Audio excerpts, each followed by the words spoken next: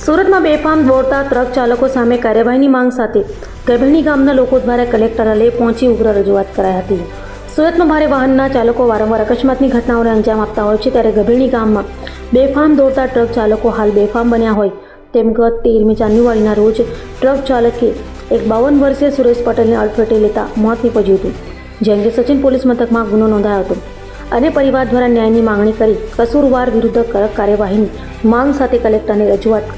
રવિન્દ્ર આધાર Chaudhary 40 number પ્લોટમાં survey number 40માં જે માટી ખનન થાય છે એ પડતર જમીન છે અને ગામના કોઈ સામાજિક તત્વોએ પડાવ પાસ કરીને એની પરમિશનો મેળવી લીધેલી છે અને ભૂમાફિયાઓને એ પરમિશન દ્વારા બધી રીતે ખોદકામ ચાલુ કરવામાં આવે છે, જેમાં એક વ્યક્તિની 15 ઓગસ્ટના દિવસે એક્સિડન્ટમાં મોત થઈ ગયેલ છે.